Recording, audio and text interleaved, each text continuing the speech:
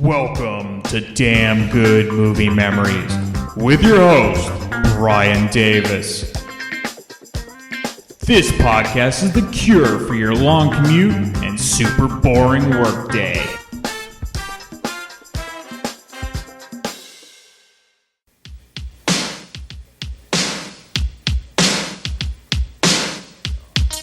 W-A-R. Private investigator. S-H-A-W. You don't look much like a private detective to me. S-K-I. Who are you? Warshawski. V.I. Warshawski. Kathleen Turner is V.I. Warshawski. What does V stand for? Virtuous. And the I? Inquisitive. Looking for something? Just because she's a woman You know how hard it is to get blood out of cashmere? doesn't mean she's always a lady. Get to the point, bonehead. Sorry about that, guys. You know what this is? It's a nutcracker. You know what we do with nutcrackers? You let a broad do this to you?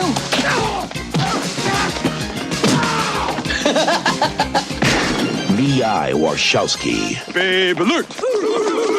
What's that V stand for? My first name. You're a funny lady. Try beautiful. It works much better, believe me. I'm hiring you to find out who killed my dad. Being a detective is no job for a girl like you. These guys are playing hardball. I got this feeling in my gut. Woman's intuition. Get off the case. Never underestimate a woman. Kathleen Turner is Warshawski. Warshawski. Warshawski. V.I. Warshawski. You're about this close. What's that? Your IQ or the size of your... V.I. Warshawski. My friends call me Vic. Hey there, it's Brian Davis, and for this week's episode, we're going to cover the movie V.I. Warshawski from 1991. The studio was Buena Vista Pictures, that's a Disney subsidiary. The release date was July 26, 1991, with a running time of 89 minutes, and it was rated R. The budget was $24 million, and the box office only took back in $11 million, making it the 92nd ranked movie of 1991. Now, Roger Ebert at the time, he liked it. He gave it 3 out of 4 stars. Here's his review. Private Eye V.I. Warshawski is often asked what the V stands for. She says it stands for my first name. In a series of novel by Sarah Paretsky, the hardworking sleuth from Chicago has walked in the footsteps of Philip Marlowe, Sam Spade, and other wisecracking practitioners of the thankless trade of private investigation. Now, like them, she gets her own movie. Warshawski is a freelance PI who lives in an apartment overlooking Wrigley Field, drives an old gas guzzler, and has a weakness for red shoes. She's hard-boiled on the job, as in a scene where she demonstrates to a thug one of the several uses of a nutcracker.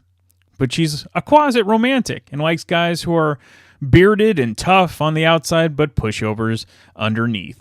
The key to all this is the Warshawski character, who is no more likely or believable than any other movie Private Eye. And I think that's the idea.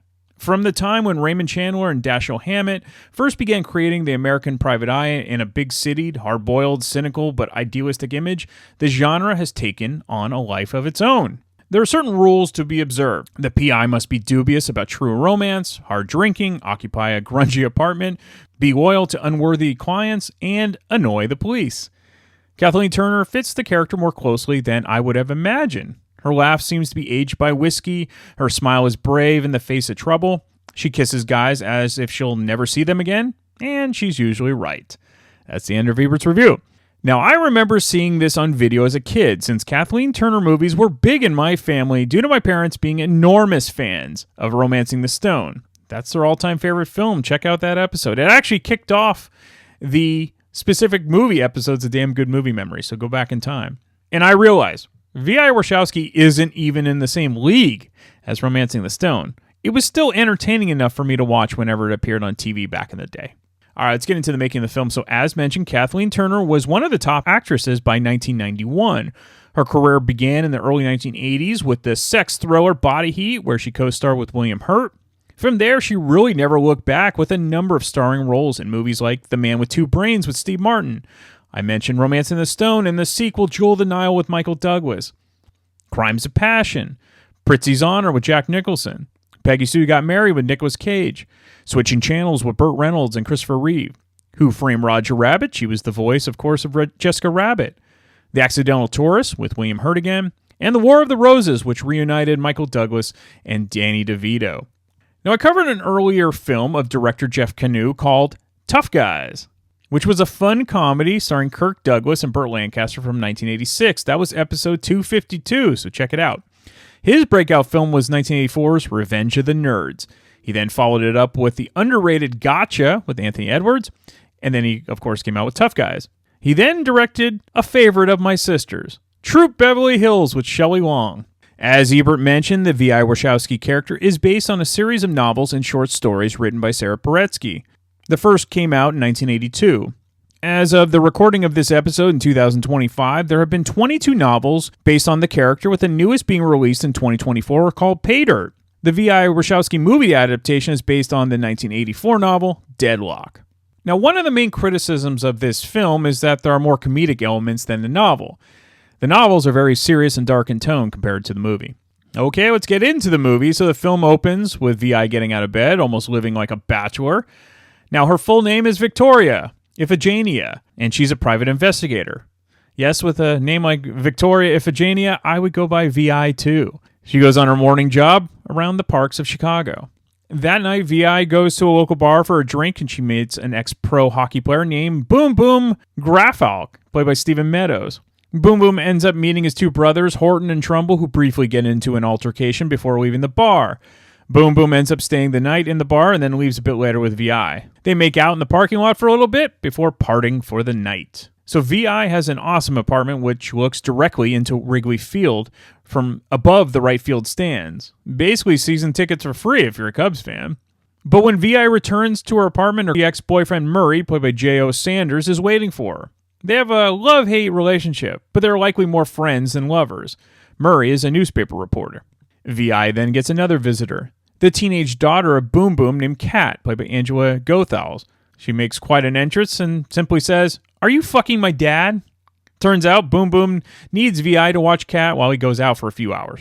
Now, Kat is a trip with plenty of foul-mouthed anecdotes. While looking through Vi's fridge, she says there's enough penicillin growing to cure the clap. Years of going on road trips with hockey players will broaden a kid's vocabulary. While going to meet his brother at the shipping business near the docks, one of the boats explodes, and it kills Boom Boom. He literally went boom boom. Kat had decided to call a cab to meet her dad at the shipping company, not knowing what she was walking into. Vi comes with her as she's still her responsibility. Kat finds Horton, played by Frederick Coffin, watching Boom Boom fished out of the water by the police. Now, Murray is on the beat, and Vi uses his sources to help find Boom Boom's killer. Kat doesn't want to be with her mother, whom she hates and claims was trying to split her and her father apart. She would rather stay with Vi and actually hires Vi to find who killed her dad. For $1, Vi accepts the job.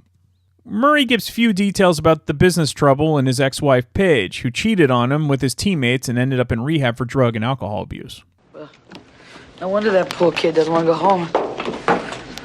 What, did she say that? What else did she say? And where is she? When do I get to see her? Gotta go, Murray. Hey, no, wait a minute. What about my exclusive? What exclusive? Hey, I already told you everything I know. Yeah? He always did suffer from premature articulation. Vi meets with Paige at her home, and she claims she just wants her daughter back.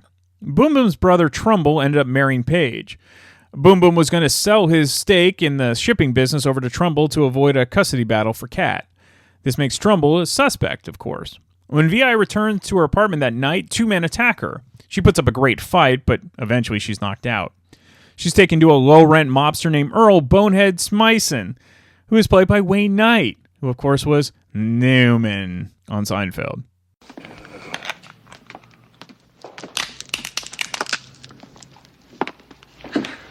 Earl Smyson.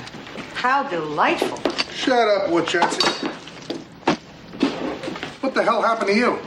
You broke my light bulb. Jeez, you guys look like ground beef. Told her she was a wise ass. You didn't say that she was a goddamn karate expert. Actually, Aikido. You let a broad do this to you? Yo, Eddie! Get out of here. Go get cleaned up.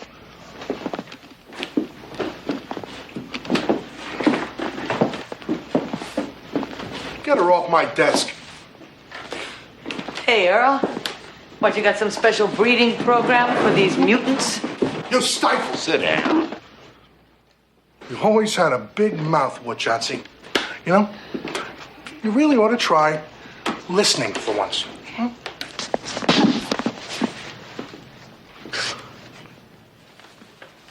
Okay, I'll listen. You got something to say, or you just rounding up all the private eyes in Chicago in order to show them how tough you are?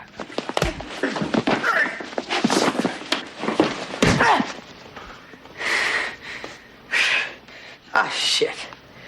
You know how hard it is to get blood out of cashmere? Don't play the wise ass with me, Warshawski. This is my joint. Here, you don't open your mouth till I say boo. Where's your purse? It's not your color. Not very impressive. Hey, get a load of this, Eddie, would you? 20 years the bro's been piling up diplomas. And for what?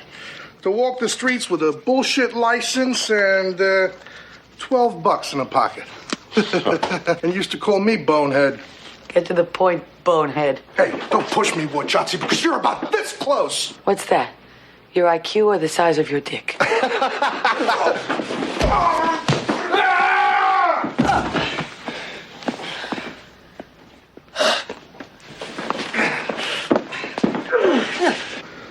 You know, the only reason you ain't dead already is because we was in the same homeroom.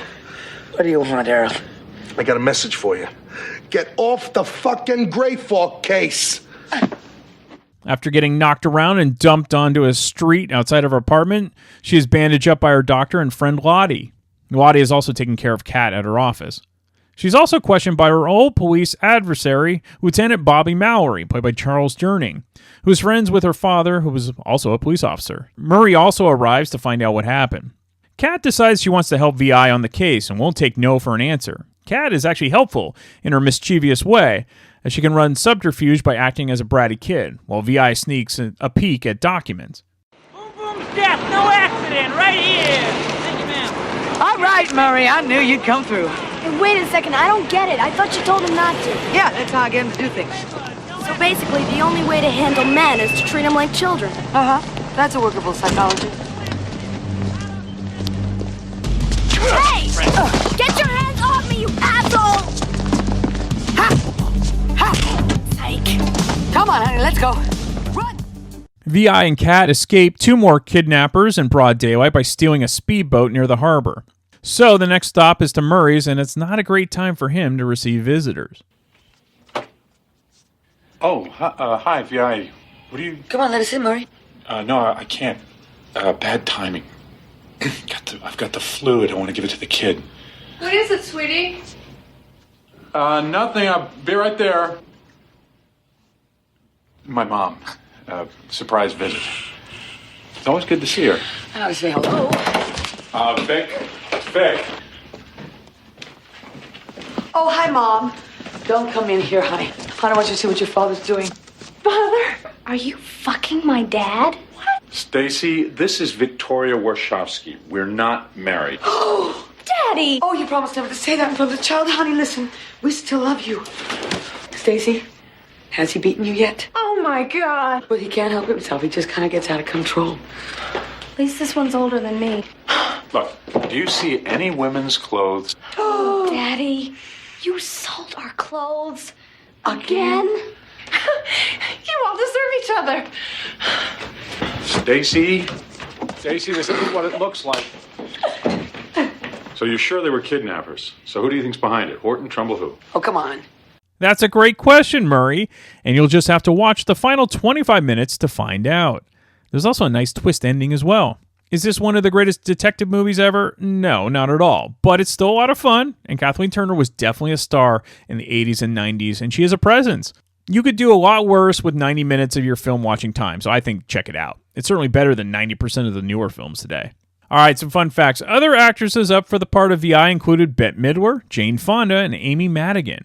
Now, you can actually listen to an adaptation of Deadlock, which was broadcast on BBC Radio in 1993, and it's on YouTube. Kathleen Turner reprises her role on these. In an interview with author Sarah Paretsky, she was angry over an original script that had the independent female detective subordinate to a male counterpart for fear that a female character could not hold the lead role. She did, however, love that Kathleen Turner played the main role. Now, V.I. Warshawski was supposed to be a film series based on the character and, of course, starring Kathleen Turner, but that was scrapped because, it bombed at the box office. Some person that never bombs on this podcast is Samuel Wetz. He was up for the challenge to watch this film. He had never seen it before, but how does he feel about it? He's all into retro things, but maybe this doesn't work for him. We'll find out. Let's talk to him now. And then I'll be back next week to talk about yet another random movie from my DVD collection. So welcome back. We got Samuel Wetz back to join me on another random movie because I didn't know anyone that wanted to do this. And I think after I gave this to Samuel, about maybe 15 minutes in, let me find the text. This is hilarious because this is pure Samuel.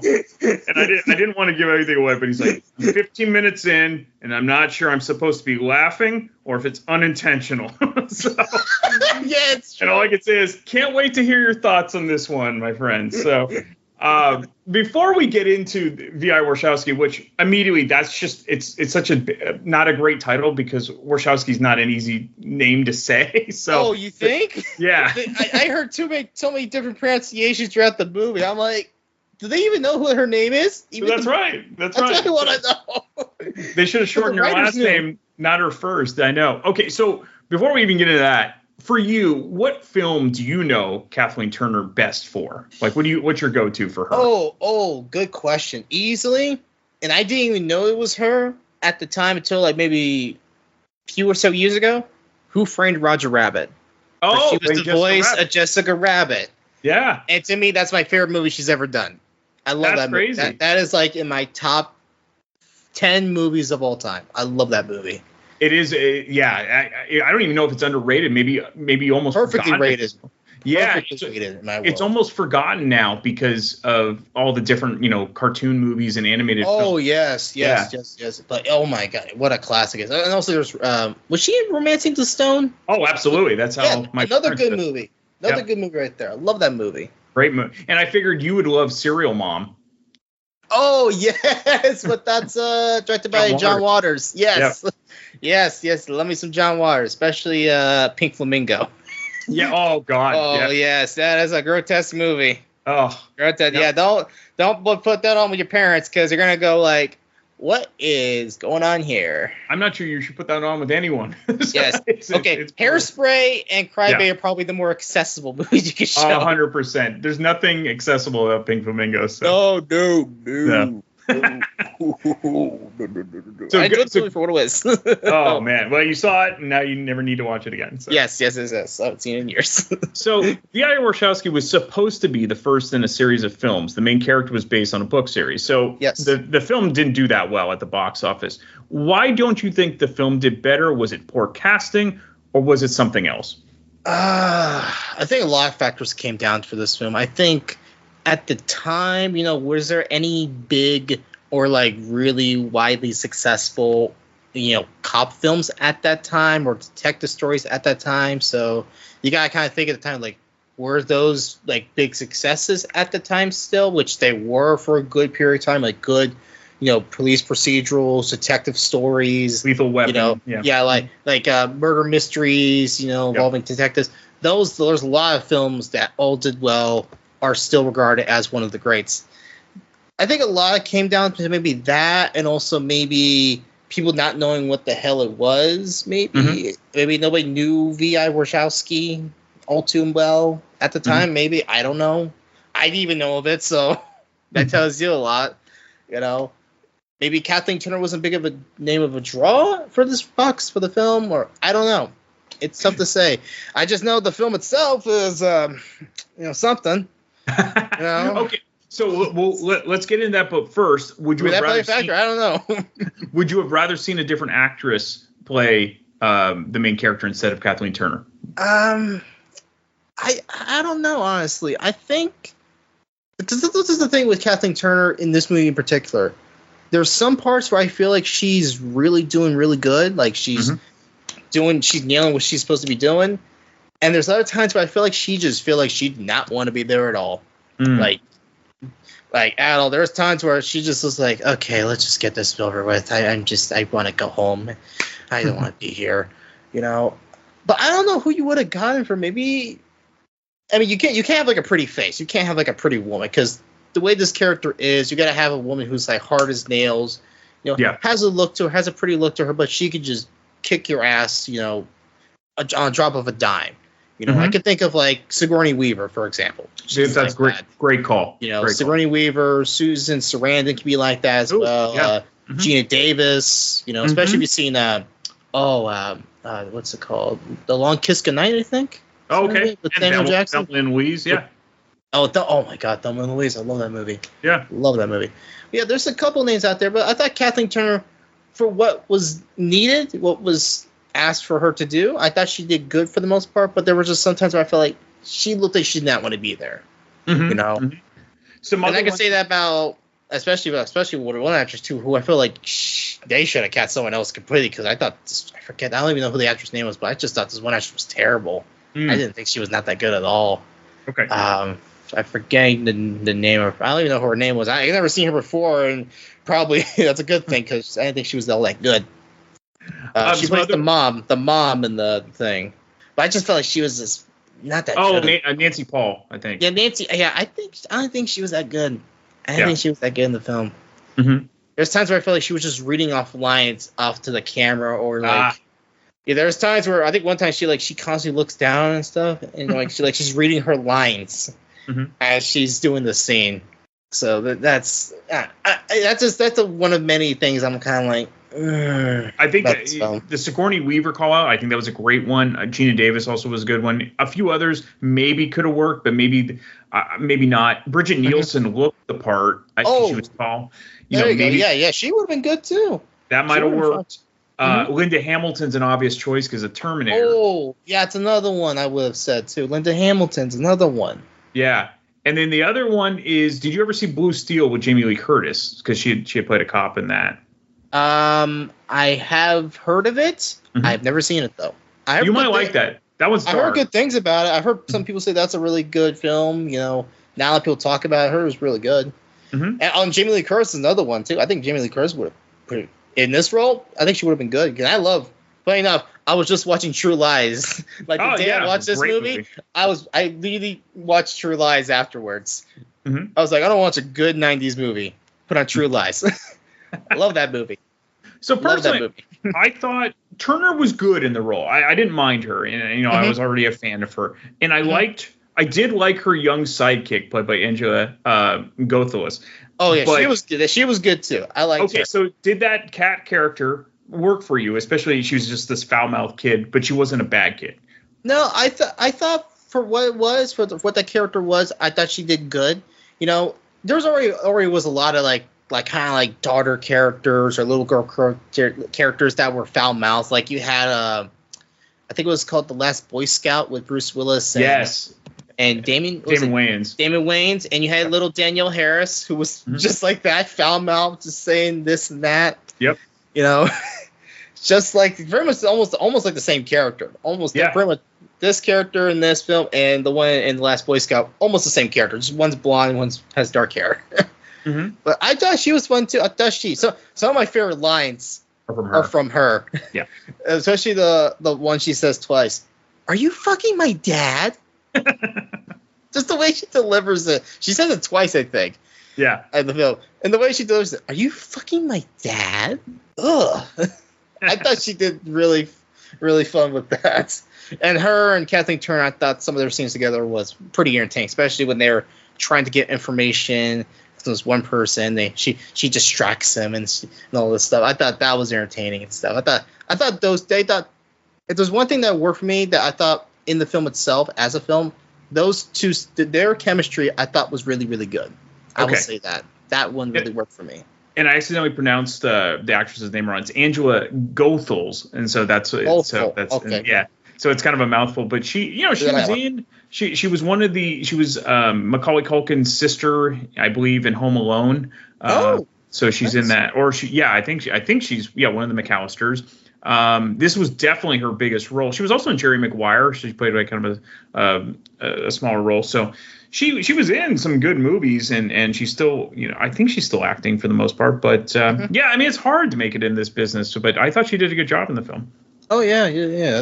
For what the character was and what was needed for the character, I thought she was really good.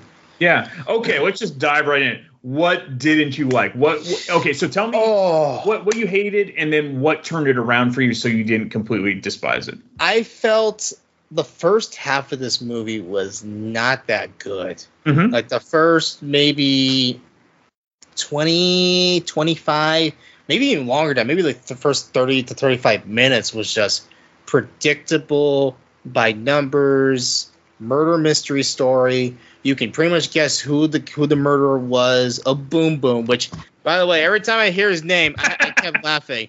Like, she's like, I gotta tell you something about Boom Boom. I'm like, that was the unintentional part. Take a dump. Was the Boom Boom, Boom Boom. There's that, and also the editing I felt was just sloppy. It was the editing in the first half was very sloppy. Like there was times where stuff would just abruptly cut. Dialogue at times was very, like just I don't know, the dialogue and the audio of the dialogue just seemed cagey at best, or just kind of messed up. Like there was Kathleen Turner was saying something, and it just the audio just like completely just screwed up. I'm like, I thought it was like my what I was watching online. I rented the movie. I thought, oh, maybe that, and I looked at your clips, like, no, that's how the movie is. Okay, you're not gonna fix that, guys, in post production? No, okay. And then also the music cues, I felt like there were just nothing there. Like you hear like this what I call Miami Vice, like low rent Miami Vice music. Like, I guess that's supposed to be the theme song for VI. Like, and this was not a low budget film. It was almost $25 million. Yeah, I'm like, this is, and I can tell it's not a low budget movie. There's some really good action pieces, especially with the chase sequences with the boats. To me, that was like a really good scene. And like out of all the scenes, like involving gunfire and stuff like that, that scene worked for me, especially the way they shot it. You know, with having kind of a you don't see it really, especially at this time. I don't think you saw it off that much with the having a kind of like a side shot of the boats as it's going around. So I thought that was really good. But like going back to the negatives, I just feel like the editing just didn't work, and I feel like some of the performances weren't all that. And there was even times where I'm like, I feel like this is very unintentionally funny, because especially with Murray, I think it's his name, Murray, the reporter guy, who I ain't gonna lie, the guy who plays him, I don't know what the hell he's gonna use in a different movie, because he's playing the reporter like a creep. Yeah, like he's some sort of like, hey, I'm just here. I've heard about the story. You know, you want to give me exclusive and the kid. I'm like, first of all, you should be on a watch list, sir. Wait, you're talking. Where's Chris Hansen when you need him? Yeah, or Chris Handsome if you watch Boondocks. But yeah, it just seemed like he was in a different movie and stuff. And the music, I just felt I feel like some of the movie just seemed dead. Like there was no life in the scene. Like it needed like some score to it that kind of fit the mood, which I know not a lot of movies don't need scores. I mean, there are some movies that don't even have a score at all. It's just dead air for the most part, like, and that works at times. That works at times, but sometimes you just need a little something to elevate a scene. Sure. Yeah. Sure. Either have it for suspense reasons or emotional reasons or whatever. So yeah, I think the score itself, the music too, I thought was just bland. It was just lifeless to me, and stuff that just needed a score, like scenes that needed a score, was just lifeless to me and all that. But yeah, there's a lot of things to me just didn't work. And plus, I felt like it just dragged at times. There was also times with pacing. I felt in the back of the first half, a lot of my problems all come from the first half. Which is interesting, because this isn't a long film. It's just short of 90 minutes. So yeah, it's like, I think when the credits start rolling, it's like hour 32, I think. Yeah. Hour 32, but it felt longer than that, because the pacing just seemed to drag at times. And that matters. That's poor editing. So what turned it around for you from being a complete loss? The unintentional humor, for one. Well, there you go. For one. Two, the chemistry between Kathleen Turner and the little girl. Murray being a creep, it was comical to me. Okay. And my favorite character in the whole movie, and he's not even he's probably in there for like maybe 5 minutes at most. Wayne Knight as Bonehead. Yeah. Oh my god, when he popped up on the screen, well, I saw him in the credits. I'm like, oh, Wayne Knight's in this. I'm curious what he's gonna do. And he's like a mobster guy, like beating people up. Like, let me tell you something, Warshawski. That's what he says. And I can't. He says Warshawski. Get the fuck off the case. I'm like, I'm sorry. When I see Wayne Knight, I think of two things: Seinfeld, Jurassic Park. Yep. So I'm thinking he's gonna say, we got Dotson here. See, no one cares. If you're not a huge Seinfeld fan, of course that's Newman on Newman. Seinfeld. Yeah. Yes. Yeah. He's not in the movie for like, I don't know, maybe like at most 5 minutes at most. But my God, he just put a smile on my face when he was on there, especially when he's trying to act tough. I'm like, wait, you're Wayne Knight, you're Newman, you can't act tough. So that's the thing I also love about movies that may not be great. There will be bits and pieces in every one of these movies for whatever reason. If it's like a certain actor who has a certain scene, it's like, okay, it's still worth watching for this. And I'll admit, like, I love Steven Seagal movies. I know they're not that good, but they're still fun to watch, you know? Especially the one where he has the goofy run. I forget what movie that was. He cannot run. No. Oh, my God. For a guy that's supposed to be this martial arts expert, he's so uncoordinated. So yes, and a police officer. People forget. And a police officer. Oh, he was a police officer for New Orleans or something. There was a whole reality show of this. Oh, I know, such a parody. So, did you, without giving anything away, not that it really matters, but did you guess? Did you guess the ultimate villain, or was it a surprise for you? It was not a surprise. Like I said, it was pretty obvious, especially when she goes and interviews the guy. I'm not going to go into specifics, but when she interviews the guy who ends up being the murderer of Boom Boom, take it to the room or whatever the fuck his name is. Boom Boom, let's take it to the room. You know, remember that song? What's his name? That one guy who looks like George Michael. That's like I kept thinking of every time they said Boom Boom is that whatever that pop star name is. We had that one hit. Yeah.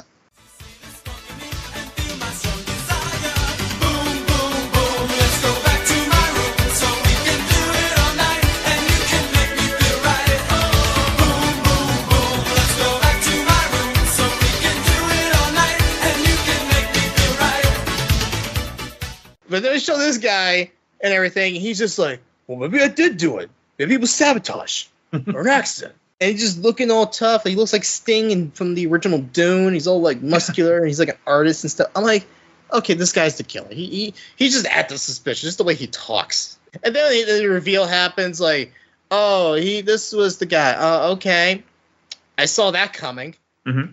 What I didn't see is how he died. Right. We'll give that away, but that's I wasn't gonna give that away because I was like, oh, okay, I didn't expect that. I didn't expect that at all. That's my other positive that turned it around for me was like, I didn't expect that. Oh, and the other positive is the explosion of the boat was cool. Yes. Beginning, I thought that was real nice, even though the stunt guy looked like he just looked ridiculous. Which the explosion happened. Oh my God! People had to see the scene. You had to look up the scene and see what I mean, because it just the way it was shot and the way it was executed, especially when he was like, "Oh, the water just killed it for me." I might have to put this into this episode. So, Boom Boom, let's go back to my room is by Paulakakis, I think his name is, and it came out in '87. So I will not play the 7-minute and 16-second remix, but we'll have to tack this on at some point. 7 minutes? There's a remix that's 7 minutes. Only in the U.S., of course, because, oh boy. He was a model, too, so he wasn't just a singer. Looking dude. Yeah. There's no way this is a pop singer. He's probably just like the dude from American Werewolf in London. He's like, hey, I'm a singer, too, guys. I have a song, too. That's right. Making it. Yeah. Oh man, that's funny. Okay, so we're gonna wrap up on a good note. It has nothing to do with the film, but you're gonna get Paulakakis' hit "Boom Boom." Let's go back to my room. So, yeah. Yes, and somebody used to make a fan video of it and just using footage of Boom Boom, just of the character Boom Boom in the movie. Not a lot, but just repeat scenes, just for the fun of it, people. Yes, repeat scenes. Yes. Well, thank you. I do appreciate you doing this because I know this wasn't your favorite, but I think you still had fun with it. Oh, yes. I mean, I have fun recording this with you. There you go. A lot more than I have fun watching the movie. If they made a whole movie with Wayne Knight as a criminal guy, I would have loved that movie. You'd be all in. Yes. Or maybe that's what they needed. They needed a prequel of how he rose to whatever he was doing in the mob. Or just make a movie about Bonehead, damn it. I would love a movie about him. I agree. Write a script, Samuel. All right. Let me go on my little script program. Hang on. Chat GPT. Yeah. That's right. Thanks again, Samuel. You're welcome.